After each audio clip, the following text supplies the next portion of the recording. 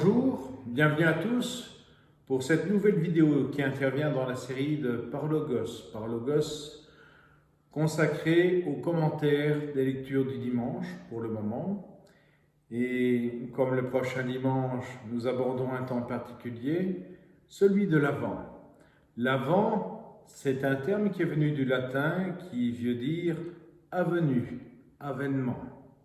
Et nous allons voir progressivement, durant les semaines qui viennent, que ce n'est pas tout à fait anodin. Nous allons donc examiner plus attentivement les lectures du premier dimanche de l'Avent.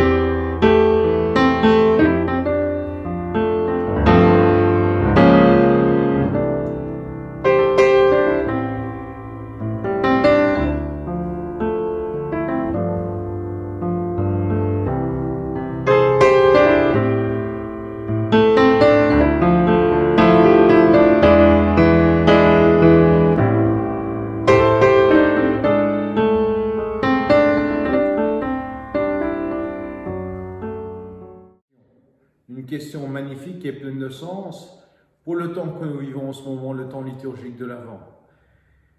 Si tu descendais, c'est-à-dire si Dieu lui-même descendait parmi nous, qu'est-ce qui arriverait? Alors le rédacteur de ce texte peut imaginer la venue de Dieu dans ce monde. Mais il faut avouer avant tout que les rédacteurs du texte de l'époque imaginaient et interprétaient ce que pouvaient être les signes de leur temps à la lumière de la foi, si bien qu'un tremblement de terre, une mauvaise récolte ou tout autre malheur, la défaite d'une armée face à ses ennemis, était vu comme un châtiment de Dieu. Nous pouvons également imaginer que le peuple vivait à cette époque dans une grande impiété, au point d'attrister le rédacteur de ce livre. C'est donc ici un grand acte d'humilité que le rédacteur du texte fait au nom de tout son peuple, comme si dans une humble prière, il intercédait pour tout ce peuple qui a démérité. La question intéressante qui se pose dans ce texte, c'est de savoir qu'est-ce qui arriverait si Dieu effectivement descendait au milieu de nous, au milieu du monde des hommes. Et même si l'auteur du texte attribue avec les yeux de sa foi tous les événements qui peuvent lui arriver comme étant un châtiment de Dieu, voire dans d'autres textes beaucoup plus larges dans la Bible, une bénédiction de Dieu quand tout va bien, eh bien, que se passerait-il effectivement si Dieu descendait réellement au milieu de notre monde? Et s'il trouvait un monde qui fait comme si Dieu n'existait pas?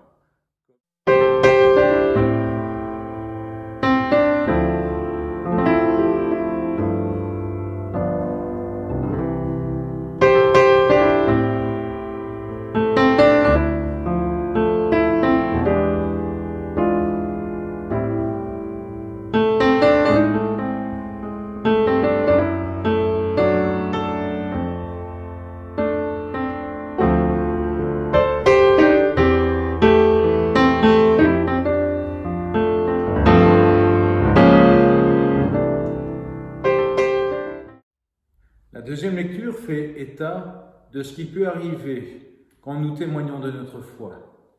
En effet, saint Paul, dans sa première lettre aux Corinthiens, nous fait rappel de cette annonce de l'Évangile qu'il a fait au milieu de ce peuple.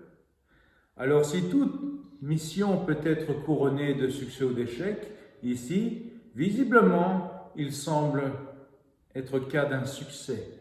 Un succès parce que cette parole a été accueillie et elle porte du fruit.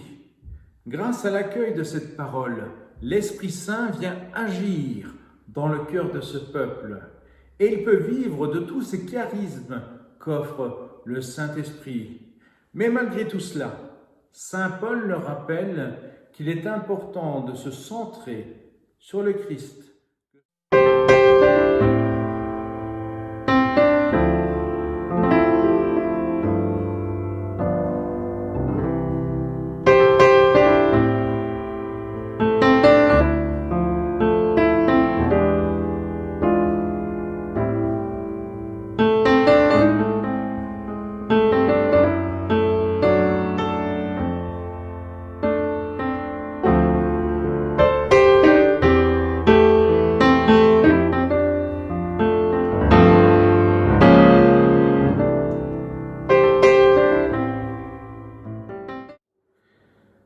Bien sûr, les évangiles, avec les semaines liturgiques précédentes, contiennent une certaine similitude. Dans d'autres lectures des dimanches précédents, nous avions le Maître qui nous demandait de faire fructifier ses talents. Si dans une autre lecture, il nous disait que ces talents, c'était finalement la charité et la bonté envers les autres. Cette semaine, il nous dit quelque chose de tout à fait différent. En effet, cette fois-ci, c'est l'attitude du serviteur qui est fondamentale dans cet évangile. Une attitude qui le pousse à rester éveillé. Ça veut juste dire que nous devons nous comporter comme si à chaque instant de notre vie, Jésus-Christ pouvait débarquer dans notre vie. En effet, l'important, c'est de pouvoir faire le maximum de ce que l'on peut au quotidien. Le plus important, pour reprendre la lecture précédente, c'est de faire aveu, c'est de faire acte d'humilité. Et ça, dans notre vie de foi, nous avons toujours l'occasion de le faire. Souvenons-nous que l'important, c'est d'avoir fait ce que nous pouvions et non pas ce que nous ne pouvions pas. Il est très important de respecter aussi nos limites. Le bien que nous pouvons faire, faisons-le. Celui dont nous ne sommes pas capables, celui qui est le reflet de notre propre limite, eh bien, tout simplement, laissons-le au Seigneur Jésus et confions-le dans la prière. Souvenons-nous bien, dans le cœur de notre vie, qu'il n'y a jamais qu'un seul Sauveur, Jésus-Christ, et que tu ne dois jamais prendre sa place.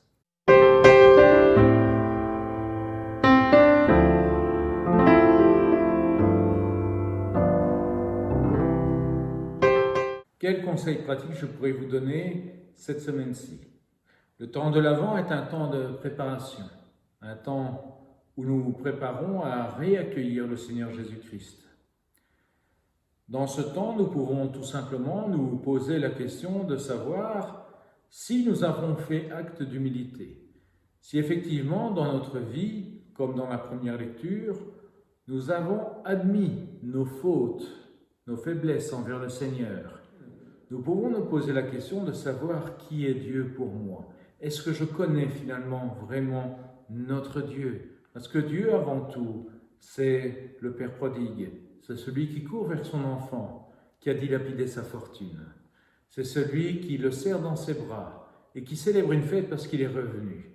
Mais ce n'est jamais celui qui le condamne ou qui lui lie un fardeau sur ses épaules tout simplement parce qu'il a fait une bêtise.